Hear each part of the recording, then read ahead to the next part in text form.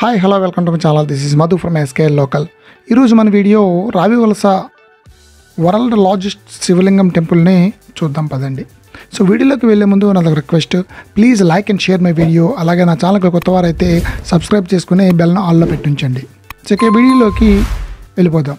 So ఈ టెంపుల్కి వెళ్ళాలంటే ముందుగా టెక్కల టౌన్కి చేరుకున్నాక ఆర్టీసీ కాంప్లెక్స్ చూసారుగా, అది దాటాక తర్వాత రైల్వే ట్రాక్ని క్రాస్ చేసిన తర్వాత వచ్చిన ఇందిరమ్మ జంక్షన్ నుండి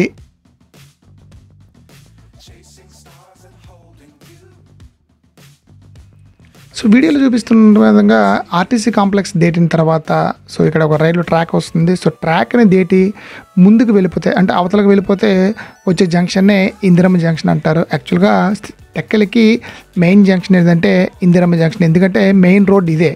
సో ఈ జంక్షన్లోనే రైట్ సైడ్కి టర్న్ అయితే మనం మెయిన్ ఊర్లోకి వెళ్ళిపోవచ్చు. యాక్చువల్గా ఈ త్రావలోనే అంటే ఈ లెఫ్ట్ సైడ్ కనిపిస్తుంది కదా, అంటే ఇప్పుడు మనం బ్యాక్ అయ్యాం కాబట్టి రైట్ సైడ్కి వస్తుంది. సో రైట్ సైడు ఒక టెంపుల్ కన్స్ట్రక్షన్ జరుగుతుంది. యాక్చువల్గా చెరువు గట్టు పైన, సో టెక్కల్లో ఉండే మెయిన్ చెరువు ఇది చెరువు. ఈ చెరువు గట్టు పైన ఆ టెంపుల్ ఎప్పుడు నేను ఈ ఊర్లో ఉన్నప్పుడు నుండి కన్స్ట్రక్షన్ జరుగుతుంది, ఇంకా అది కంటిన్యూ అవుతూనే ఉంది. అలా ముందుకు పోతే మధ్యలో అంబేద్కర్ జంక్షన్ వస్తుంది. సో ఒకప్పుడు మామూలుగా ఉండే ఇక్కడ ఉండే ఒక చర్చ్ రీకన్స్ట్రక్షన్ తర్వాత ఈ అంబేద్కర్ జంక్షన్కే సెంటర్ ఆఫ్ అట్రాక్షన్గా మారింది. ఆ చర్చిని కూడా మనం ఇక్కడ చూస్తున్నాం. ఒకప్పుడు ఈ జంక్షన్లో అంబేద్కర్ విగ్రహం అలాగే ఆ చుట్టుపక్కల ఉండే పార్కే సెంటర్ ఆఫ్ అట్రాక్షన్గా ఉండేది అనమాట. సో ఆ చర్చ్ కట్టిన తర్వాత ఆ చర్చ్ మెయిన్ ఇక్కడ అట్రాక్షన్గా సో మారిపోయింది. సో ఈ జంక్షన్ నుండి సో ముందుకు వస్తే అంటే రావివలస వైపు సో వెళ్తుంటే సో మధ్యలో మనం చాలా షాప్స్ అలాగే ఇక్కడ పంచాయతీ జంక్షన్లో ఉండే అంటే యాక్చువల్గా మేము ఉండే ఊరు కాబట్టి ఇక్కడ ఉండే ఐటమ్స్ వేరియాలన్నీ కూడా నాకు బాగా తెలుసు. సో అలాగే ఇక్కడ స్కూలు అలాగే గవర్నమెంట్ హాస్పిటల్ ఇవన్నీ దేటి క్రాస్ చేసుకుని అలాగే ఈ జంక్షన్ దాటిన తర్వాత సో వీడియోలో చూపించిన విధంగా ముందుకు కొంత దూరం వెళ్ళిన తర్వాత రోడ్డు రెండుగా డివైడ్ అవుతుంది. సో తిన్నగా వెళితే నౌపాడకి చేరుకుంటాం. సో కానీ ఇప్పుడు మనం రైట్ సైడ్కి టర్న్ అయ్యి రావివలస టెంపుల్ వైపు వెళ్ళాలి. సో త్రోవలో పచ్చని పొలాలతో పాటు ఈ విలేజ్లో ఒక ఫ్యాక్టరీ కూడా మనం చూడవచ్చు. సో ఒకప్పుడు ఇది రన్నింగ్లో ఉండేది. ఒకప్పుడు రన్నింగ్లో ఉండే ఈ ఫ్యాక్టరీ ఇప్పుడు కొన్ని కారణాల వల్ల లాక్డౌన్లో అయిపోయింది అనుకుంటా. సో ఇది ఫెర్రోఎల్ఎస్ ఫ్యాక్టరీ. సో ఇదే కాదు, ఇలా చాలా ఫెర్రోఎల్ఎస్ ఫ్యాక్టరీస్ మన స్టేట్లో అలాగే ఇండియాలో కొన్ని చోట్ల లాక్డౌన్ అయిపోయాయి.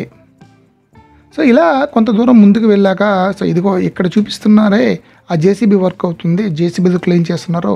సో ఇదేంటంటే శివరాత్రి సందర్భంగా వచ్చే వేలాది మంది భక్తులకు వాళ్ళ యొక్క వెహికల్స్ని పార్క్ చేసుకోవడానికి ఏర్పాటు చేస్తున్న పార్కింగ్ ఏరియా.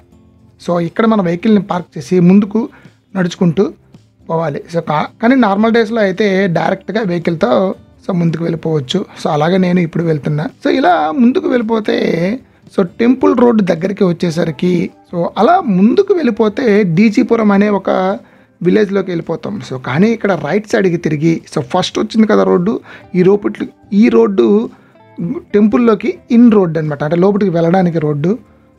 అలాగే ఇప్పుడు మనం వెళ్తున్నది అంటే దర్శనం అయిపోయాక బయటికి రావడానికి రోడ్డు. యాక్చువల్గా రెండు ఇటు నుండి వెళ్తున్నప్పుడే ఇటు నుండే వెళ్ళొచ్చు, ఇటు నుండే రావచ్చు. బట్ ఎక్కువగా జనాలు ఉంటారు కదా శివరాత్రి సందర్భంగా, అందుకని అటువైపు ఓన్లీ ఎంట్రీ అనమాట. అంటే చెరువు గట్టు మీద ఉండి ఒక రోడ్డు సెపరేట్గా వేశారు. ఆ రోడ్డు నుండి ఎంట్రీ అంటే లోపలికి వెళ్ళడానికి, వచ్చేటప్పుడు దర్శనం ముగించుకొని ఇప్పుడు మనం వస్తున్న ఈ నుండే వచ్చేస్తారనమాట. ఈ టెంపుల్కి నార్మల్ డేస్లో అయితే సో ఇప్పుడు నేను ఏ విధంగా అయితే లోపలికి వెళ్ళి దర్శనం చేసుకుంటున్నానో అలాగే చేసుకోవచ్చు. కానీ శివరాత్రి కార్తీక మాసంలో వచ్చే సోమవారాలు అయితే మాత్రం ఈ క్యూలు కంపల్సరిగా పాటించాల్సిందే. సో ముఖ్యంగా చెప్పాలంటే ఇక్కడ శివరాత్రికి చాలా పెద్ద సంఖ్యలో భక్తులు వచ్చి దేవుని దర్శించుకుంటారు. అలాగే చాలా పెద్ద యాత్ర కూడా జరుగుతుంది. సో అందుకని 2 days ముందు వచ్చి సో ఖాళీగా ఉన్న సమయంలో ఈ వీడియోను ఇక్కడ షూట్ చేస్తున్నా. ఎందుకంటే ఆలయంలోని శివలింగం సో ఈ వీడియో చూస్తున్న మీ అందరికీ నీట్గా చూపిద్దామని ఒక చిన్న ప్రయత్నం. సో అలాగే ఇక్కడ జరిగే యాత్ర, ఇక్కడ చుట్టుపక్కల ప్రాంతాలు, ఇక్కడికి ఎంతమంది జనాభా ఎలా వస్తారు, అలాగే ఇంకొంత సమాచారం కోసము మీకు కావాలంటే నా ఛానల్లో లాస్ట్ ఇయర్ శివరాత్రికి పెట్టిన ఒక వీడియో ఉంటుంది. సో ఆ వీడియో చూసి మీరు ఈ యాత్ర ఏ విధంగా జరుగుతుంది, అలాగే ఇక్కడ ఎలా ఉంటుంది, ఇక్కడ పరిస్థితులు, ఇంకొంత సమాచారం కూడా తెలుసుకోవచ్చు. దాన్ని ఎండ్ స్క్రీన్లో, అంటే లాస్ట్లో వచ్చే ఎండ్ స్క్రీన్లో ఒక బాక్స్ అదే వీడియో రూపంలో పెడతాను. సో ఆ వీడియోని క్లిక్ చేసి దాన్ని కూడా ఓపెన్ చేసి ఇంకొంత సమాచారము, ఇక్కడ ఈ యాత్ర ఏ విధంగా జరుగుతుంది అనేది మీరు చూడొచ్చు.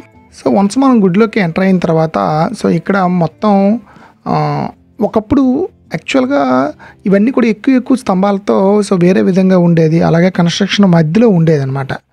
అంటే సో క్లమ్జీగా ఉండేది. కానీ ఇప్పుడు ఏం చేశారంటే అటువంటివన్నీ కూడా నా పిల్లర్స్ అనేవి తీసేసి మెయిన్గా ఒక 4 స్తంభాలతో మొత్తం ఈ ఆలయాన్ని అంటే ఈ చుట్టుపక్కల ఉండే ఈ కాంపౌండ్ అంతా కూడా నిలబడేటట్లు పెట్టారనమాట. సో ఇంతకుముందు యాక్చువల్గా చుట్టూ వైపులా కూడా చాలా ఎక్కువ పిల్లర్స్తో సో ఉండేది. సో అవి ఉండడం వల్ల చూడటానికి కూడా అంటే శివలింగాన్ని దర్శించినప్పుడు కూడా అవి అడ్డుగా ఉండేటట్లు సో అనిపించేది. సో ఇప్పుడు చాలా నీట్గా సో ఈ ఆలయాన్ని అందంగా రీకన్స్ట్రక్షన్ చేశారు. అలాగే యాక్చువల్గా ఈ శివలింగానికి మీద టాప్ అనేది ఉండదన్నమాట ఇప్పుడు కూడా. ఎందుకంటే ప్రతి సంవత్సరం కూడా అంటే ఇక్కడ ఉండే లోకల్గా వాళ్ళ నమ్మకం ప్రకారం ఏంటంటే ఈ కొన్ని తరాలు అంటే కొన్ని సంవత్సరాల నుండి ఈ శివలింగం అనేది పెరుగుతూ వస్తుందంట. సో అందుకని దీన్ని ఏం చేస్తున్నారంటే ఇంతకుముందు మీద క్లోజ్ చేసి ఉండేదని దాన్ని ఎరగొట్టేసి ఫుల్గా ఓపెన్ అయ్యేటట్లుగా లోపటి నుండి ఓపెనింగ్ చేసి ఉంచేశారు. అలాగే పైన కూడా ఓపెన్ చేసి పైనుండి కూడా దీంట్లో సూర్యకాంతి పడేటట్లుగా ఓపెన్లో ఉంచారనమాట.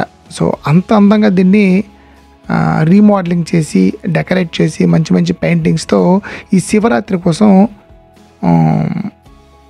అలంకరించి ఉంచారనమాట. సో ఈరోజు కొంతమంది భక్తులు అంటే ఇప్పుడు నేను వచ్చేటట్లే సేమ్ వాళ్ళు కూడా ఆ రోజు శివరాత్రి రోజు వస్తే దర్శించుకోవడానికి అవ్వదని చెప్పి కొంతమంది భక్తులు వచ్చి దర్శించుకున్నారు. అలాగే ఒక టీవీ ఛానల్ వాళ్ళు వచ్చి అక్కడ ఉండే పూజారి గారు ఏదో చెప్తే వాళ్ళతో ఆ పూజారి గారు ఇంటర్వ్యూని తీసుకొని వాళ్ళ న్యూస్లో దాన్ని పబ్లిష్ చేసుకోవడానికి అనమాట. సో యాక్చువల్గా శివరాత్రి రోజు అయితే వస్తారు తీస్తారు, కానీ ఇంత ఫ్రీగా ఈ దేవుని దర్శించుకోవడం కానీ అలాగే ఇక్కడ పరిసర ప్రాంతాలను చూడటం కానీ జరగని పని. ఇక్కడ కూర్చొని దేవుని దర్శించుకొని ఆలయ ప్రాంగణంలో కాసేపు కూర్చొని వెళ్ళాలి అంటే పర్వదినాలు అంటే శివరాత్రి అలాగే కార్తీక మాసంలో ఉండే సోమవారము అలాంటి రోజుల్లో మామూలుగా దైవ దర్శనానికి వస్తారు. కానీ ప్రశాంతంగా ఆలయంలోకి వచ్చి దేవుని దర్శించుకోవాలంటే ఇలాంటి నార్మల్ డేస్లో వచ్చి చూస్తే మీకు మంచిగా దర్శనం అనేది జరుగుతుంది. సో అందుకని నేను వీడియో తీయడానికి ఈరోజు వచ్చాను. సో కింద మొత్తం దర్శనం చేసుకొని అలాగే మేడపైకి అంటే అది యాక్చువల్గా ఈ శివలింగాన్ని దర్శించుకోవడానికి 2 ways అనేది ఉంటాయన్నమాట.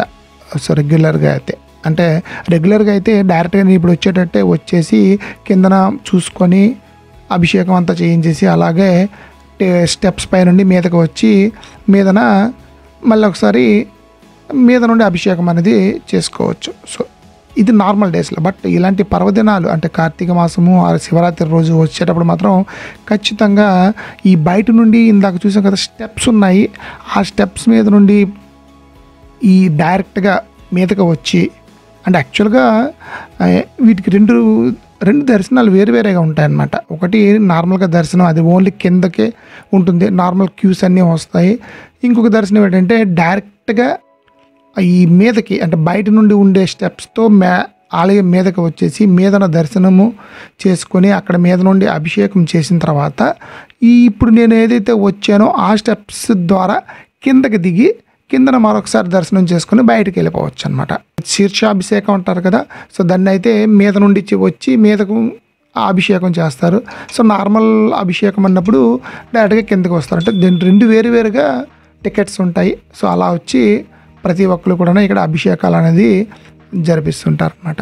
సో యాక్చువల్గా ఇక్కడ ఓపెన్ చూస్తారు కదా, ఓపెన్ ఎందుకు పెట్టారంటే సూర్యకాంతి డైరెక్ట్గా ఈ శివలింగం మీద పడాలనుకొని ఓపెన్ చేసి ఉంచారు. ఎందుకంటే ఎండల మల్లికార్జున స్వామి అంటే దేవుడు ఇక్కడ ఉండే పూజారి అదే ఇక్కడ ధర్మకర్త ఉంటారు కదా ఒకప్పుడు కాలంలో, వాళ్ళకి కనిపించి నన్ను ఓపెన్లోనే ఎండ తగిలేటట్టే ఉంచండి అనేసి కలలో చెప్పడం ద్వారా ఈ ఆలయంలో ఈ విధంగా విగ్రహాన్ని అదే శివలింగాన్ని ప్రతిష్ఠించారనమాట.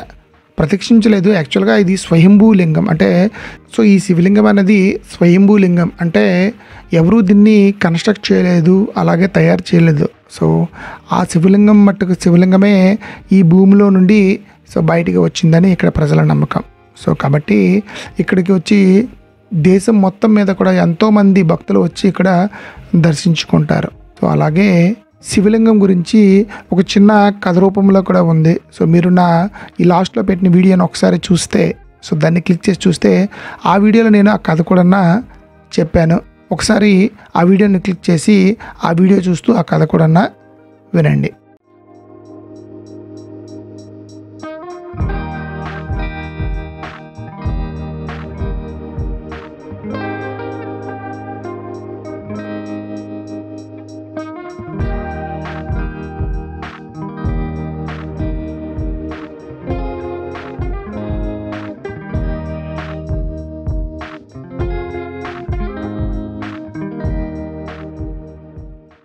ఓకే, ఈ వీడియోని ఎక్కడితో వచ్చేసి మరో కొత్త వీడియోతో మళ్ళీ మన ఛానల్లో కలుసుకుందాం. సో అంతవరకు సెలవు. సో చివరిగా same request, please like and share my video. అలాగే ఛానల్కి కొత్త వారైతే సబ్స్క్రైబ్ చేసుకుని బెల్ సింబల్ని ఆల్లో పెట్టించండి. అప్పుడే నెక్స్ట్ నేను వీడియో పెట్టినప్పుడు మీకు నోటిఫికేషన్ వస్తుంది.